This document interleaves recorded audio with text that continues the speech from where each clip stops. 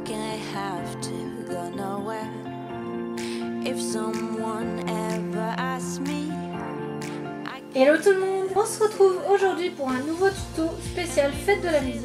Pour réaliser cette petite guitare, si ce tuto vous intéresse, n'hésitez pas à laisser un pouce bleu. On commence par prendre une pâte de couleur vermine, on l'étale au rouleau ou à la pâte à machine, on vient la replier sur elle-même afin de former une épaisseur supplémentaire. On positionne notre patron de guitare.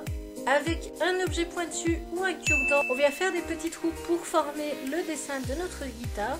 Alors ici j'utilise le système des petits trous pour faire des repères et ensuite tracer au scalpel mon dessin. Mais cette étape n'est pas obligatoire. Vous pouvez très bien tracer votre dessin directement au scalpel. Je relie ensuite les points entre eux afin de former le dessin.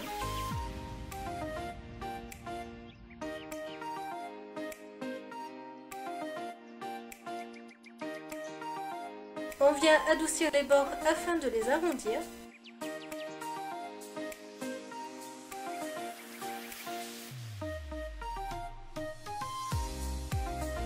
Voilà ce que ça donne. On reprend une boule de pâte noire que l'on vient aplatir finement. Je découpe ma pâte avec un mini emporte-pièce rond. Je viens adoucir les bords. Je reprends un emporte-pièce de diamètre plus petit. Si vous n'en avez pas, vous pouvez très bien le tracer à main levée. Je reprends mon plus grand emporte-pièce et je viens reformer un rond. J'assemble mon rond découpé sur le rond qui ne l'est pas, afin de faire le trou de la guitare. Voilà ce que l'on obtient. Je reprends mon patron de guitare.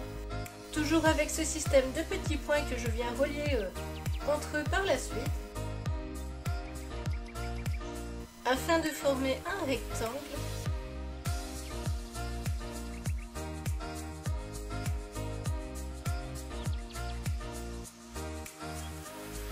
Que je vais mettre de côté. Je reprends un morceau de pâte noire afin de former le haut de ma guitare. Avec le rouleau, je viens faire adhérer le patron afin qu'il ne bouge pas. Je découpe le haut de ma guitare.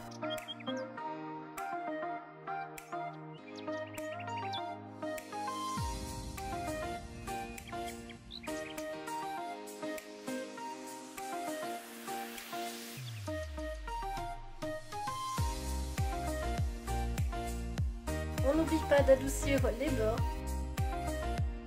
On prend de nouveau une plaque de blanc. Je passe un coup de rouleau pour faire adhérer le patron. J'utilise toujours le système des pointillés, mais vous pouvez très bien dessiner votre patron directement au scalpel.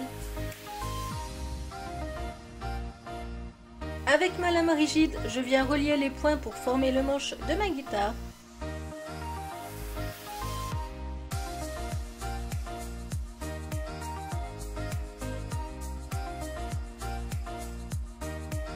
Je reprends mon emporte-pièce afin de donner un côté arrondi à l'extrémité du manche.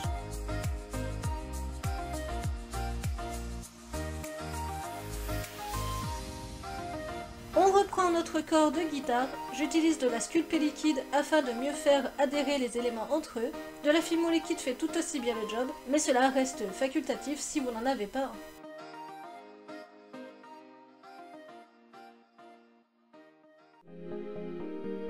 On réalise une seconde plaque de blanc, on répète l'étape d'avant.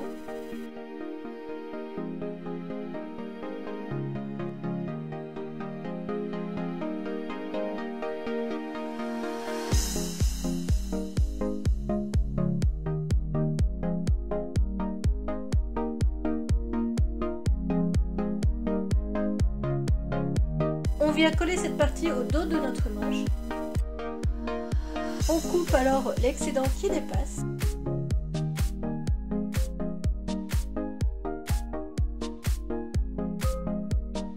Et on vient souder les deux parties ensemble. Ensuite, on reprend la tête que l'on avait mis de côté et on vient la coller aux manches avec de la sculpée liquide afin que celle-ci adhère mieux.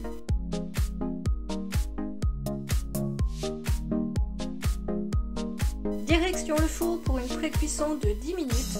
Je fais en sorte à ce que le manche soit bien posé à plat. Une fois notre création cuite et refroidie, je viens prendre un peu de pâte blanche et viens former un fin boudin.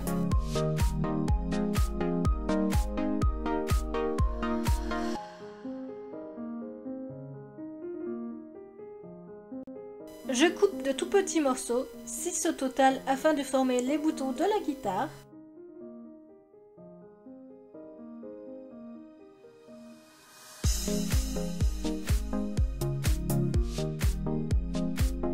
Sur ma plaque de carrelage, je viens verser une goutte de sculpté liquide et je viens tremper mes boutons dans celle-ci.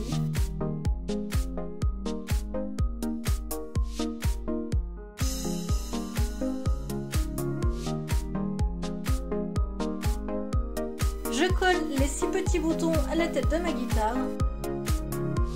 Je vous passe cette étape en accéléré puisque c'est la même pour les 6 petits boutons. Et on se retrouve juste après.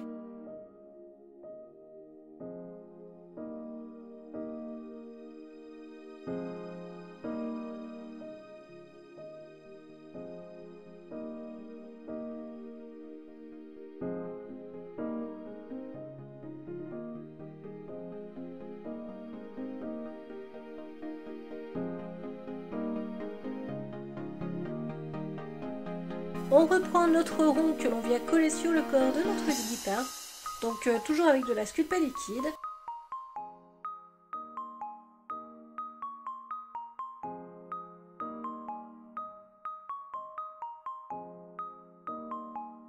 On reprend notre petit rectangle qui est le chevalet de la guitare. Je viens mettre de nouveau de la sculpté liquide.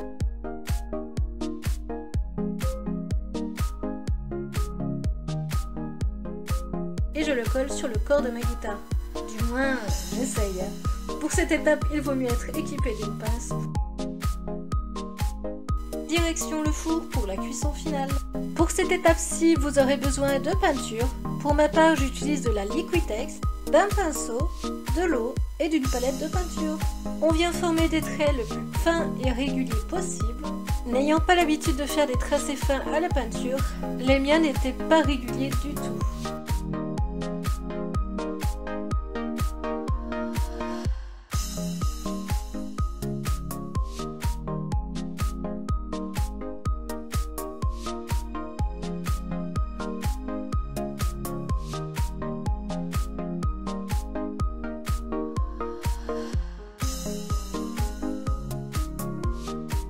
Et voilà, cette vidéo est maintenant terminée.